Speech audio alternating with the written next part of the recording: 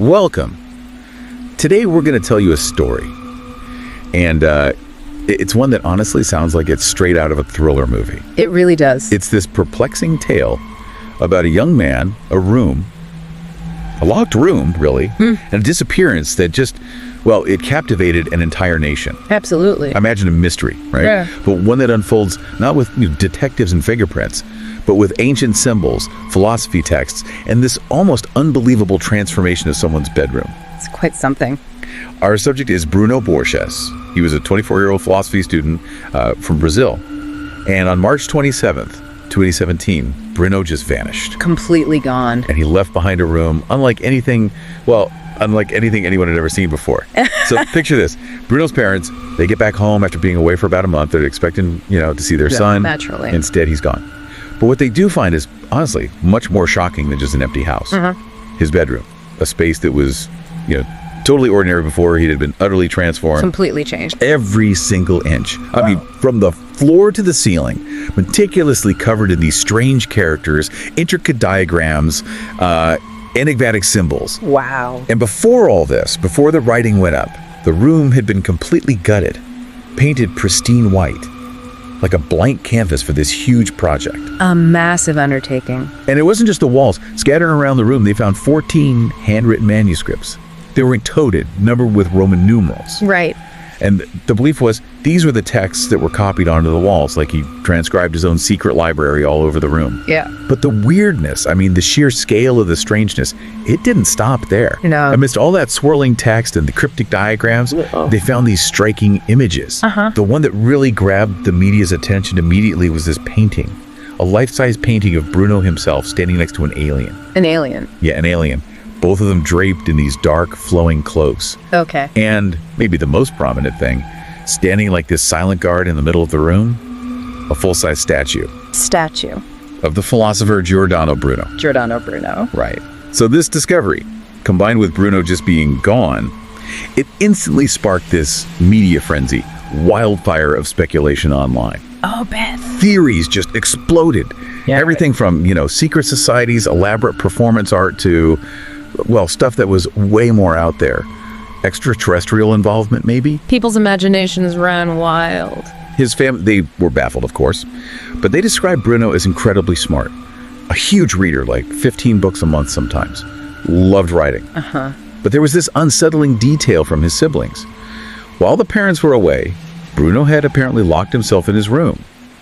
He stopped eating regularly, lost a noticeable amount of weight, so it was pretty clear something huge and maybe deeply unsettling had been going on behind that door for weeks. Yeah, what's really fascinating, is how the public's focus shifted so quickly. It wasn't just where's Bruno anymore. Right. It became all about the room. That bizarre, meticulously crafted room became the central mystery itself. It sort of overshadowed the missing person aspect for a long time.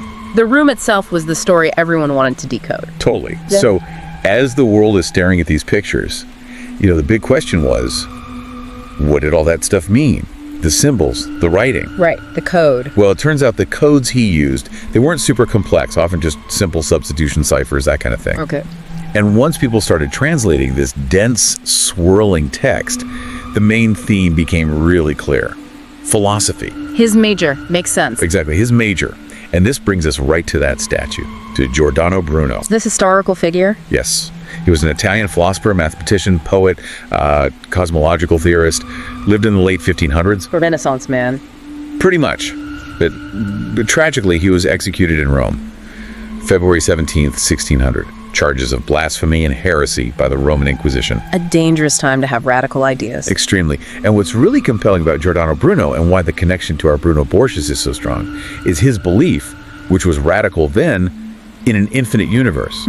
And the possibility of life on other planets.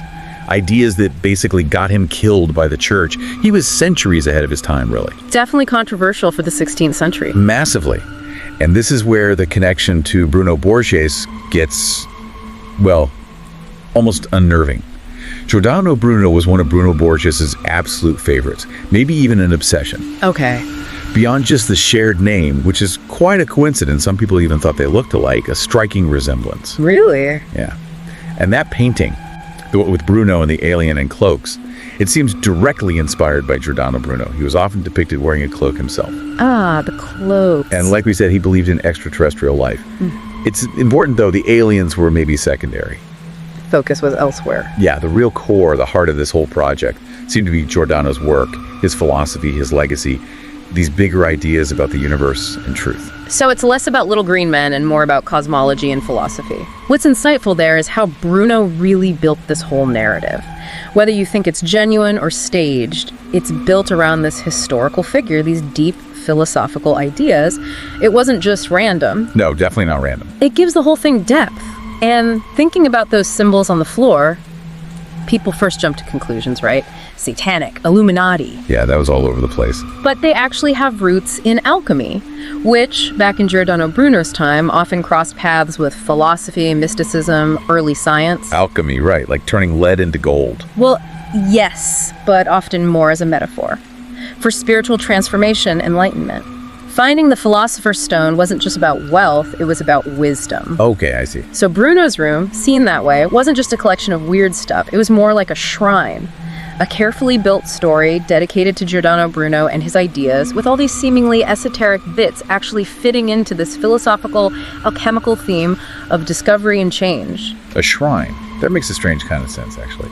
It elevates it, beyond just a prank. It suggests real thought went into it, a real theme. That careful construction, it really does make you wonder about the why, doesn't it? Absolutely. And then, after 5 months of intense speculation, the world watching, Bruno Borges just came home. Just showed up. Yeah.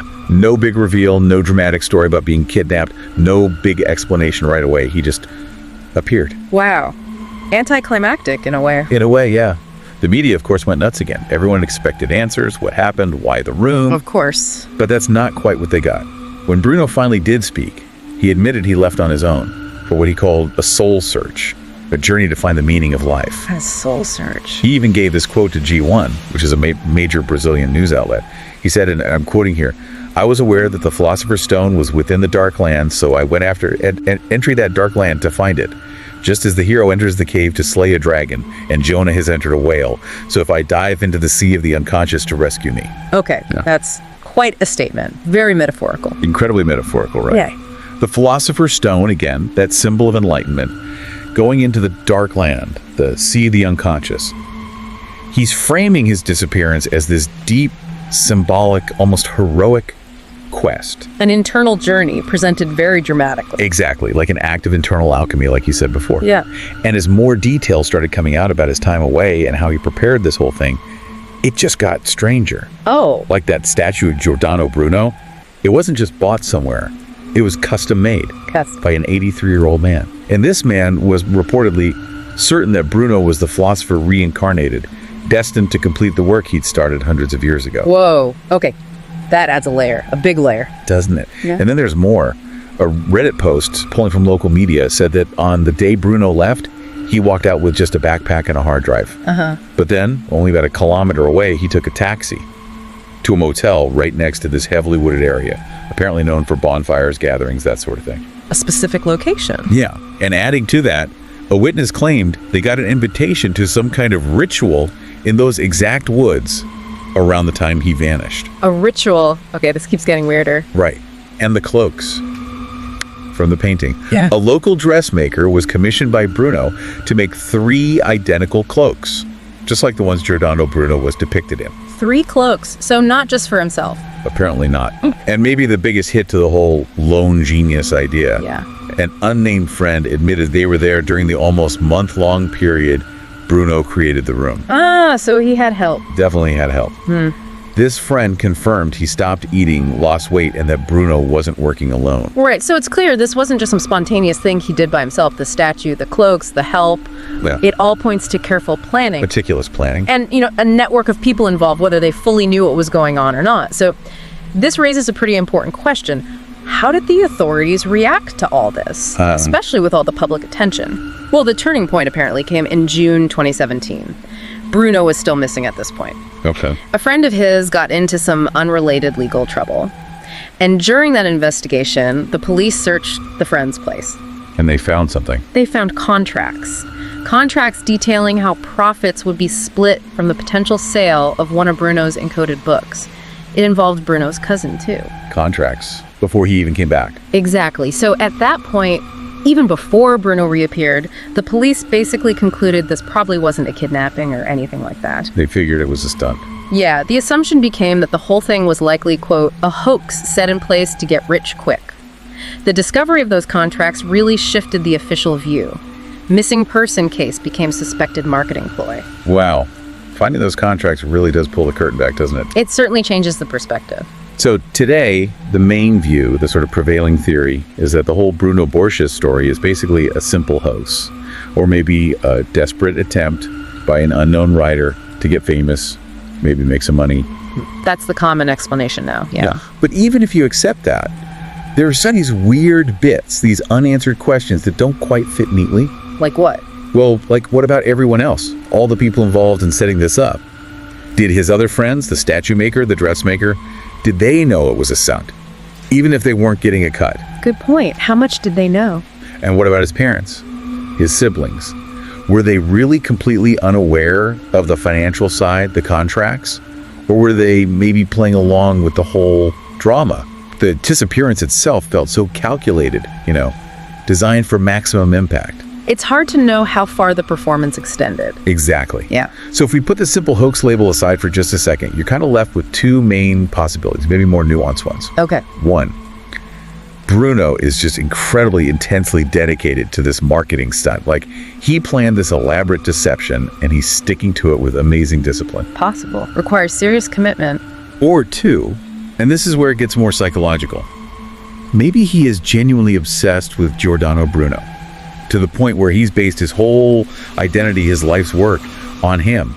Maybe he really believes he's this reincarnated philosopher. A much deeper, more personal motivation. Right. And some people have definitely brought up the mental health angle. Professionals have noted, okay, the codes were simple, but the whole story, especially his explanations after he returned, they sometimes point towards maybe a mental break. Delusions of grandeur. That's the phrase used, Yep. Delusions of grandeur. A belief that his work could genuinely change the world. That he had this huge destiny, even if his methods seemed bizarre to everyone else.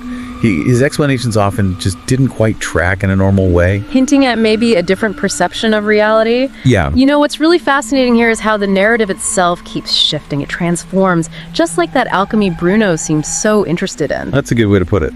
We started with this mysterious disappearance, right? Then it became about this deep intellectual pursuit, ancient philosophy. Then, boom, a possible financial scheme is exposed. The contracts. Exactly. And now we're kind of back to this idea of an artistic or spiritual quest, but maybe one tangled up with significant mental health challenges. It's layers upon layers. It really is. And it raises a key question for anyone listening, for you.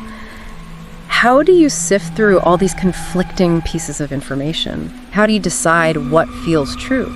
Is it one simple answer, or is it this messy mix of ambition, belief, maybe even delusion? And what about Bruno now? Well, he eventually opened up that transformed room to the public. He still insists the whole thing was about seeking enlightenment for himself and for others, awakening people. Sticking to his story. Completely. He stresses he made zero money from it. He published all his work, those manuscripts, for free on a website. For free. Yeah. On that site, he calls himself a self-taught mystic. Says it all started with some kind of profound mystical experience when he was 20. He claims he denied fame, turned down over 100 TV and internet offers. Says he refused to put ads on his site.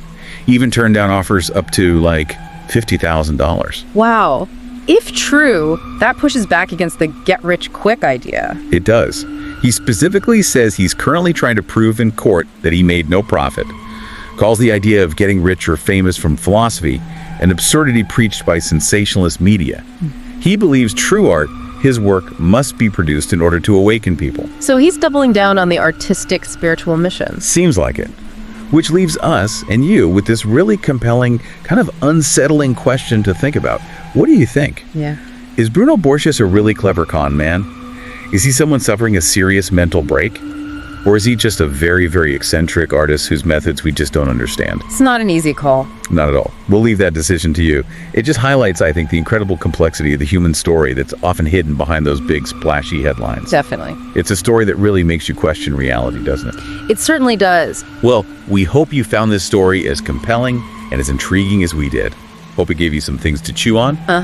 If you enjoyed hearing about this mystery, this dive into the unexplained, please make sure to like this story, share with your friends, Yeah, spread the word. and definitely subscribe to our channel, Caught Horror Docs, for more true tales like this, stories that really defy easy explanation. We'll keep bringing them to you. Until next time, keep exploring those hidden depths, the strange corners of the world around you.